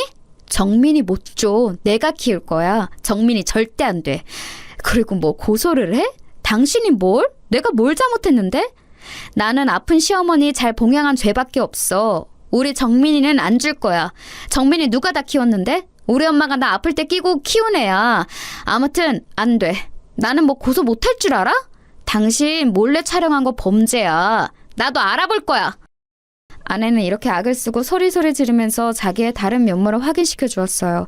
사실상 저런 일을 저지른 여자가 애를 데려가서 키운다는 것을 참을 수 없었지만 아이에게 물어봤을 때 얘는 이렇다 싶게 결정을 하지 못하더군요. 사실 정말 너무너무 가혹한 일이긴 했습니다. 도대체 왜 제 잘못이 무엇이길래 명백히 아내가 저지른 일로 어머니도 다치시고 제 결혼 생활도 파괴되고 아직 엄마 정을 못된 아이까지 빼앗기게 된 것이었을까요? 심지어 장모님은 동네에 온갖 욕을 퍼뜨리며 제가 바람을 피워서 이혼했다는 괴소문까지 퍼뜨리기 시작했어요. 찢어지게 가난한 본인네 집 형편에서 그나마 여유 있는 집에 시집간 막내딸내 기대어 매번 저렇게 왔다 갔다 본인은 호강에 겨우셨겠죠. 근데 이혼당해서 그 집을 나가야 하고 쫓겨나는 신세가 되었으니 아주 심술이 대단히 나셨나 봐요. 어차피 저는 집을 정리하고 그 동네로 옮길 예정이고 어머니 상태가 생각보다 많이 악화되셔서 더 신경 쓸 길이 없었어요. 이 무렵에 저는 정말 누가 뒤에서 제 등을 좀 잡아줬으면 좋겠다 싶을 정도로 아주 위태위태한 상태였어요. 어머니 영상을 본 것도 머릿속에 너무 뚜렷하고 살다 이렇게 기가 막힌 뒤통수를 맞아보는 것도 처음이었고요. 제가 이룬 가족도 붕괴되었고 매일 밤 퇴근해서 들어가며 보던 풍경과 아이 역시 다 잃게 되었으니까요. 게다가 스트레스가 꽤 심하셨는지 어머니는 얼마간 추가적인 치료를 더 많이 받게 되셨어요. 그동안 저도 회사에 휴가를 내고 한동안 정신과 치료를 받았어요. 뭐 할 수 있는 게 아무것도 없더라고요. 아내는 양육비며 이것저것 요구하는 게 많았지만 넋이나가 대꾸를 못하는 절 대신에 작은 누나가 많은 것들을 해결해주고 대신 맞서 싸워주었어요. 그래서 더 역한 꼴까지 가진 않았지만 하여간 저는 이후로 크게 일을 갈게 되었어요. 인간을 이렇게까지 미워해본 일은 아마 처음이 아닐까. 그것도 아이러니하게 사랑해서 결혼을 했고 아이까지 함께 낳아 키웠던 여자라니. 차라리 바람을 피웠다면 이보다는 나았을 텐데 싶어 몇 번이나 자닥해서 경기를 일으키곤 했어요. 어머니의 상황은 갈수록 좋아지지 않았고 누나들의 근심도 커져만 갔어요. 누나들은 가급적 제가 빨리 일상에 돌아가길 바랬고 보다 못한 작은 누나가 이런 조언을 하더군요. 제철아, 일단은 잘 살아야 돼. 네가 지금 할 일은 그거야. 엄마도 지금 별수가 없어. 올케 정말 이상한 인간이잖아. 그 일 다 잊으라는 거 아니야. 어떻게 잊냐, 사람인데. 잊어서도 안 되고 말이야. 일단은 너 살 길을 찾아서 살고 살아서 숨이라도 쉰 다음에 그 뒷일을 생각해보자. 이렇게는 죽도 밥도 안 돼. 왜 우리가 힘들어야 해? 엄마도 곧 좋아질 거야. 좀 견뎌보자. 누나의 말을 듣고서 저는 희망이 없는 상황이었지만 어떻게든 힘을 내보게 되더군요. 맞아요. 되던 안 되던 일단 살아서 숨구멍이 트여 있어야 뭐든 할 수 있는 거잖아요. 저는 얼마 안 가서 다시 회사로 복귀했고 이혼 사실을 주변에 조금씩 알렸고 사유에 대해서 굳이 언급은 하지 않았어요. 괴로웠던 건 아이를 아내가 데려가서 키우는 것 때문에 제 쪽에 결함이 있는 걸로 생각하시더라고요. 저는 이런 시선 때문에 더더욱 제 아이를 갈망하게 되었고 가끔씩 아이와 마주하게 될 때마다 속으로 더 크게 다짐을 하게 되었어요. 어머니와 아들 사이에 이처럼 쓰린 상처를 남겨 아리게 만든 건 절대 그냥 넘어가진 않겠다고 말이에요. 이혼은 어디까지나 필요한 과정이었을 뿐 저는 아내에게 제대로 제 화를 토해내지 못했어요. 그때는 너무 억울했는데 지나고 보니 그렇게 바보같이 제대로 화를 부리지 못했기에 다행이라고 생각해요. 그렇게 어줍지 않은 돈 따위로 퉁치고 해결 보지 않고 마음에 서슬퍼린 칼날을 품고 이를 갈다가 훗날 이렇게 완벽한 복수를 이루었기 때문입니다. 저는 정말 아주 근성 있게 계속해서 아내에게 완연하게 되갚아줄 날만을 기다려왔어요. 아이를 만나는 걸 방해할 때나 순순히 만나게 해줄 때나 그렇게 아이와 저와 아내 모두 적당히 나이를 먹어가는 동안에 말이에요. 본래 결혼할 때도 그랬지만 이혼할 무렵에는 정말이지 아내는 얼마 가진 것도 없이 정민이를 데리고 쫓겨나다 친정으로 갔었어요. 장모님이랑 같이 나란히 큰오빠네 집에 들어앉았다고는 들었어요. 그래서 어쩔 수 없이 우리 정민이도 지방으로 전학을 가야 했고요. 장모님은 더 물주가 되어줄 줄 알았던 사돈댁이 얄미워 사위가 바람을 피웠다고 소문을 냈고 그걸 결국 손주인 우리 아들이 돌려받았어요. 수군대는 사람들 때문에 어차피 이 지역에서 못 살게 되었고요. 전 중간에 몇 번이나 아들에게 사정을 물었어요. 지낼만해? 중학교는 어때? 엄마랑은 잘 지내고 있어? 친할머니가 너 많이 보고 싶어해. 이렇게 말하면 아들은 초반에는 이렇게 말을 했었어요. 엄마가 아빠네 가족 얘기하는 걸 싫어해. 다음 주부터는 너무 자주 안 만났으면 좋겠대. 나는 아빠랑 만나는 거 편한데 엄마랑 같이 있기 힘들어. 엄마 맨날 화만 내. 아들 얘기를 쭉 들어보니 역시 생활고가 만만치 않은 듯 했어요. 그러면서 뭐라고 애한테 화풀이를 해대는 건지 이상한 기대까지 하고 앉았더군요. 나 엄마가 좋은데 외삼촌이랑 외숙모는 싫어. 나랑 엄마가 여기 와서 사는 게 싫으신 것 같아. 사촌 형도 눈치 주고. 외할머니는 나한테 여전히 잘해주지. 근데 엄마랑 맨날 싸우셔. 전에 삼촌이 엄마한테 생활비 얼마 내라고 해서 불같이 싸웠거든. 삼촌이 엄마한테 욕하고 장난 아니었어. 그래도 엄마는 나 공부시키려고 장난 아니야. 옛날에도 엄마가 욕심이 있긴 했잖아. 이렇게 아들 말 그대로 아내는 꽤나 아들한테 욕심이 있던 사람이에요. 어릴 때부터 이것저것 빠져서 애한테 영어 유치원이며 뭐며 자기가 못해본 꿈을 이루겠다고 어지간히 공부도 시켜댔었어요. 이상하게 허영이 있어서 돈 있는 여자들이랑 어울려 다니면서 허세를 부렸었고요. 아들 말에 의하면 지방까지 내려갔음에도 고등학교는 좋은 데로 진학시키려고 용을 쓴다더라고요. 엄마는 나를 되게 착각하고 있는 것 같은데 나는 좀 부담이 돼. 나중에 교육비랑 등록금 감당은 어떻게 하라고 하는지. 이때 저는 어딘가에서 힌트를 얻었고 아들에게 조심스레 물었어요. 너는 공부도 하고 싶어? 형편이 안 되니까 엄두가 안 나는 거야? 아니면 진짜 하기 싫은 거야? 그러자 아들이 눈치를 쓱 보더니 공부를 하고 싶다더군요. 어릴 땐 몰랐는데 나도 대학 목표가 조금 생겨서 하고 싶어. 근데 엄마랑 있는 동안은 학원도 마땅한 데가 없으니까. 일단 저는 알겠다고 하고 좀 더 생각을 해보았어요. 그 뒤로도 번번이 연락을 이어가던 중 아내가 아주 죽을 똥 일해가면서 자기 큰오빠네 집엔 생활비 한 푼도 안 주고 그걸 갖다가 아들 학원에 몰아준다는 걸 알게 되었어요. 점점 아들은 이 분위기를 부담스러워 하더군요. 엄마는 자꾸 내가 좋은 대학만 가면 끝이라고 해. 그럼 자기 고생을 보상받는다고. 외할머니랑 싸울 때도 계속 저런다니까. 정민이 대학 가기만 해보라고 외삼촌이랑 외숙모도 가만 안 두겠다고 하는데 엄마가 말을 계속 저렇게 하니까 내가 여기서 눈치 보이는 거야. 외할머니도 너무 약발이야. 외숙모 막 괴롭히고 솔직히 언제 쫓겨날지도 모르겠어. 너무 불안해 나. 상황 돌아가는 걸 보니 정말 어지간히 구역질 나는 꼴이 아니더라고요. 워낙에 어렵게 살아왔다는 건 알고 있었지만 애를 통해서 뭔가를 해소하고 보답받으려고 하는 꼴이 참 여전해 보였어요. 이걸 보니 더더욱 신물이 올라온 건 우리 어머니를 구태여 본인이 보겠다고 간병인에게 쓸 거 반 떼달라고 했던 것도 돈 때문이란 걸 확신이 있어서예요. 그렇지 않고서야 자기가 나서서 그렇게 귀찮은 일 굳이 했을 리가 없으니까 말이에요. 아무튼 저는 이런 사태를 계속 주시하고 있었고 나름 제가 할 수 있는 준비는 차분하게 다 해두었던 것 같아요. 그런 와중에 아들은 시간이 지나 저에게도 아주 좋은 소식을 가져왔어요. 아빠, 나 사연대학 붙었어. 진짜 믿기지가 않아. 와, 너무 신나. 아빠 축하해 줄 거지? 저는 너무너무 축하한다고 했고 진심으로 아이가 이룬 결과물이 대단하다는 생각이 들었어요. 뿌듯하기도 했고요. 그래서 아들을 만나서 밥을 사주는데 이 녀석이 아주 근본적인 고민을 털어놓는 거예요. 아빠 있잖아. 엄마가 첫 학기 때 빼고는 등록금을 대줄 수가 없대. 나보고 휴학하고 알바하던지 군대를 가라고 하더라고. 나도 형편이 그래서 각오는 했었어. 어쩔 수 없지 뭐. 근데 나 고민되는 건 이게 아니라 엄마 때문에 좀 너무 피곤해. 빨리 알바해서 돈이라도 벌어오라는 둥 아니면 얼른 취직해서 이제 나보고 먹여 살리라고 하는데 외할머니까지 나란히 나를 보고 있으니까 진짜 미치겠어. 엄마는 빨리 다시 서울로 가고 싶다고 난리야. 역시나 보자 하니 구질구질하게 아들한테 모든 걸 기대고 있었더라고요. 그러면서 자기가 그렇게 극성을 떨어서 공부시킨 아들로 덕 좀 보려고 했었고요. 이제 갓 좋은 대학에 들어간 것뿐인 애한테 애엄마랑 노인네 둘이서 대체 뭐 하는 짓일까요? 저는 본격적으로 제가 꽤 고민했던 사안을 꺼내어 아주 조심스럽게 아들에게 제안을 했어요. 이걸 아들이 받아들이면 얘기가 되는 거고 만약 아들이 조금이라도 흔들린다든지 어찌됐든 안 될 이유가 있다면 다 의미가 없어지지만요. 아들은 제 얘기를 듣고 적잖이 충격에 빠졌어요. 아빠 꼭 그렇게 해야 해? 근데 나는 그렇다 치고 엄마 진짜 가만히 안 있을 거야. 엄마 성격 아빠도 알지 않아? 아빠는 헤어진 지 오래돼서 모르나 본데 엄마 진짜 장난 아니야. 아무나 하고도 막 싸워.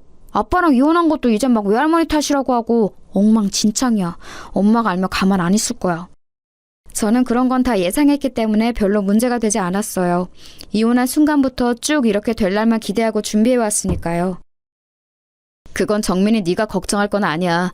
아빠가 궁금한 건 딱 하나야. 네가 유학을 갈지 아닐지 그거 하나뿐이라고. 그렇게 할 거면 아빠 뜻에 따르고 아니면 엄마랑 계속 그렇게 지내면 돼. 저도 이렇게 얘기하면서 아들에게는 한편으로는 무거운 짐을 지운 것 같았지만 사실 이건 복수이면서도 당연한 명분이 되더라고요. 제 입장에서는 그렇게 아내가 독을 품고 자기 할 몫은 다 내팽겨 쳐가며 자기 남편의 어머니와 그 아들인 저에게 마구 상처를 주고 가학적인 짓을 했으니 이 부분을 꼭 되갚아주고 싶었어요. 아들로 인해 최악의 상황을 겪고 만신창이가 된 어머니 때문에 복수하고 싶어서라도 아내가 꼭 그 기분이 어떤지 비슷하게 체감이 될 꼴을 만들어주고 싶었답니다.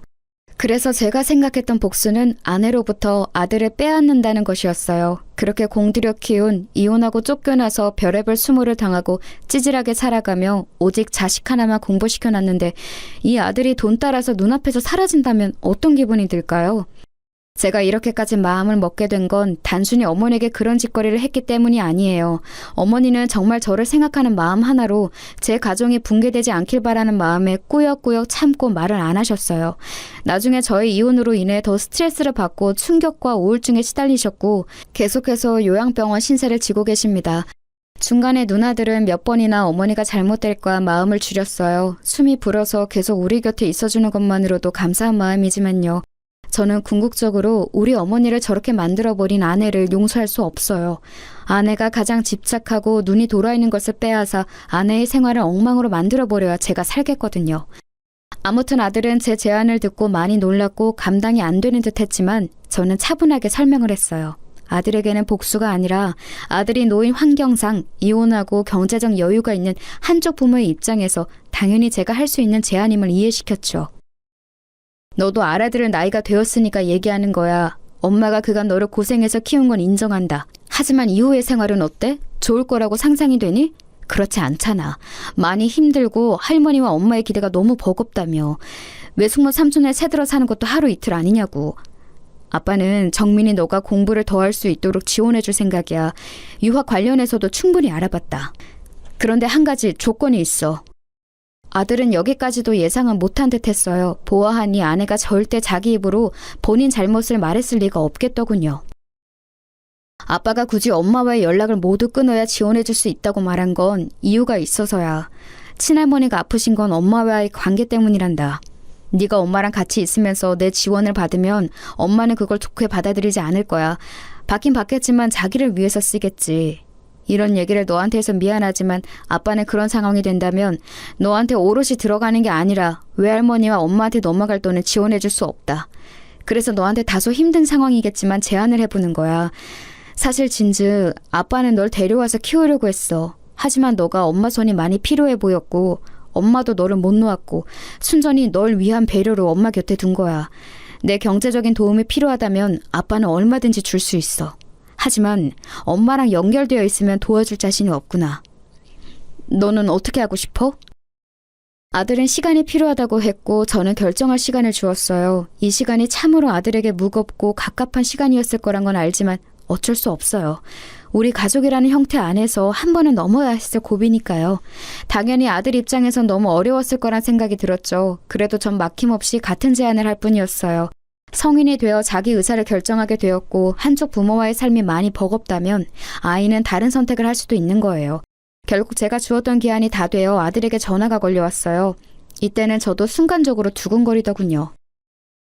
아빠, 나 엄마랑도 좀 얘기를 해봤어. 엄마가 단번에 안 된다고 하더라.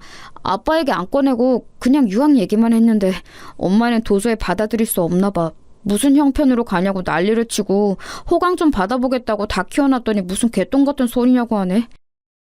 그래서 저는 다시 되물었어요. 네 생각은 어떤데? 엄마의 의견은 그렇다 치고 네 생각도 확실하게 말을 해봐. 나는 내 마음으로는 유학을 가고 싶어. 상상도 못 해봤던, 꿈에서도 한 번도 안 그려봤던 그림이 유학이야. 근데 아빠한테 얘기를 들으니 정말 참을 수 없이 가고 싶어졌어. 저렇게 엄마가 반대하고 들어놓으니까 더더욱. 아들은 간절히 가고 싶어하는 게 느껴지더라고요. 저는 더 들어볼 것도 없다고 판단했어요. 그럼 된 거야. 너는 유학을 가면 돼. 뒷일은 아빠가 알아서 할 테니 신경 쓰지 말고 네가 간단히 생활할 짐들을 챙겨서 나와라. 이렇게 되어 아들은 짐을 챙겨서 서울에 있는 제 집으로 왔고요. 그전까지는 지 엄마에게 아무것도 오픈하지 못하도록 했어요. 이윽고 이 사실은 제가 전화로 알리게 되었답니다. 저는 이 순간을 얼마나 기다렸는지 몰라요. 정말 수년이 지나서 10년이 지나 목소리로 서로 1대1 대면을 하게 된 것 같아요. 개면쩍게 전화를 받는 아내에게 저는 결론부터 줄줄이 말을 해나갔답니다. 오랜만이네. 나도 당신한테 전화 같은 거 걸고 싶지 않았어. 진정하고 있잖아. 정민이는 내가 알아서 할 테니까 당신은 이제 당신 앞가림이나 잘하고. 알겠지? 뭐? 정민이가 뭘 어쩌고 어째? 지금 뭔 말을 하는 거야 당신? 이처럼 덜 떨어지고 멍청한 말투로 분을 토해내는 아내의 반응을 보며 저는 정말 속으로 너무너무 웃음이 나와서 멈출 수가 없었어요. 너 우리 어머니한테 한 지 잊었어? 어디 한번 제대로 뒤통수 맞고 아들과 엄마 사이 피눈물 경험해봐. 이 말이 목구멍까지 차오르는 걸 참느라 목이 아플 정도였네요. 머리가 나빠? 무슨 말인지 모르겠어? 애 공부에 오른시키느라고 본인 머릿속 지능은 다 갖다 버렸나 봐. 정민이 앞길은 내가 알아서 한다고. 당신 사는 거 힘들 거 아니야. 애 어릴 땐 당신이 하도 박박 악을 써서 지랄을 해대니 그땐 내가 놔준 거야. 거진 10년이 되도록 끼고 살았으면 할 만큼 누린 거 아니냐고. 이젠 뒷일은 내가 알아서 할 거야. 애 유학도 하고 그 구질구질한 데서 안 살게 끌어내왔어. 그니까 여기는 신경 끄라고. 알아듣지?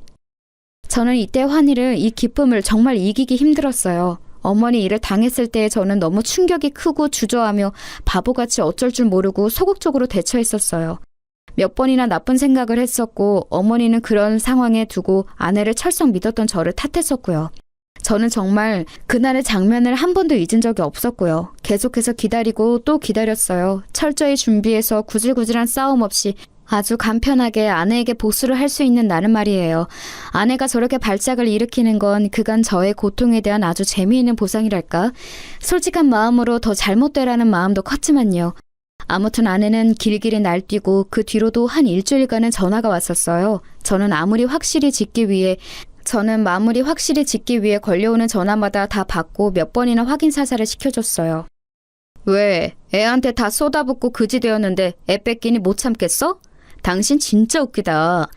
남의 엄마랑 아들 사이는 아주 반타작을 내놓고 본인 자식이랑은 잘 살 생각을 야무지게도 했네. 당신이 우리 어머니한테 한 짓을 내가 이혼 정도로 끝내주니까 세상 살기 쉬워 보이지? 이제 알아서 살 길 잘 살아. 정민이는 당신이랑 살고 싶지 않대. 돈에 환장해서 사람 함부로 대하는 벌을 아직도 못 고쳤더라. 어디 이제 아들한테 슬쩍 업혀갈 생각을 해? 주제를 알고 당장 꺼져. 그 꼬라지 들어주는 건 더 이상 정민이한테 한 남기지 말라고 오늘까지만 해주는 배려야. 앞으로는 국물도 없으니까 전화하지 마라. 그 구질구질한 목소리 또 들려오면 난 더한 짓도 해줄 수 있어. 기대하는 게 좋을 거야. 이렇게 된 이후 저희 아들은 제가 준비해준 내용을 토대로 유학을 갔어요. 간지 이제 좀 되었기 때문에 본인도 적응을 하고 있고 원했던 공부를 할 수 있어서 만족하는 것 같더라고요. 아들에게는 이런 사정을 구구절절 말하진 않았고 얘 역시 꽤나 자기 엄마한테 지쳐 있었던 모양입니다. 본인이 나서서 한동안 엄마를 보고 싶지 않다고 하더군요. 아무튼 다 쉬어빠진 목소리로 장모님한테도 항의의 전화가 걸려오긴 했어요. 울면서 자기 딸을 용서해달라고 말이죠. 자네, 내가 사과할게. 내가 이렇게 죄 받겠네. 우리 딸한테서 정민이를 그렇게 데려가면 어떡하나. 아니, 이혼하고 쫓아낼 때도 아무것도 안 주지 않았나. 그럼 다 한풀이 한 거 아니야?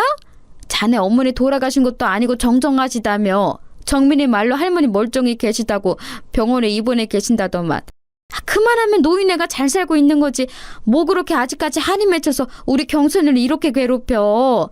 자네도 그러면 죄 받아. 이게 완전 사람 피 말려서 복수하는 것도 아니고 뭔가 대체. 그만하고 돈 갖고 사람 골리지 말고 정민이 얼른 경선이한테 보내주게. 걔 하나 대학 보내겠다고 생뼈를 깎아가며 아주 밤낮없이 일해서 공부시켰어. 어? 경선이 아주 알아 누워서 일어나지를 못해. 제발 좀 봐주게. 응? 하지만 장모님 뜻대로 제가 해드릴 리가 있나요? 전화 잘못 거셨다고 하고 끊어버렸습니다. 그리하여 저는 저대로의 삶을 살고 있고 아들과 연락을 매일 주고받으면서 살고 있어요. 저도 시간 날 때 출장 시기를 맞춰 같이 들어가서 만나기도 하고 아들과의 추억을 새롭게 만들어가는 중입니다. 어머니도 느지막이 정민이가 우리 쪽으로 온 걸 아시고 조금은 마음을 놓으신 듯해요. 말짱한 아들이 이혼하고 손주까지 처가로 넘어간 것 때문에 어머니는 마음에 우라가 엄청나셨거든요. 기나긴 시간을 지나 요 2, 3년이 저에게 있어서는 비로소 살아있는 듯한 느낌이 듭니다.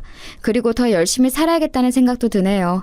너무나 주관적인 얘기고 분에 차이는 얘기라 듣기 다소 불편하실 수도 있겠습니다만 들어주셔서 감사합니다. 건강하세요.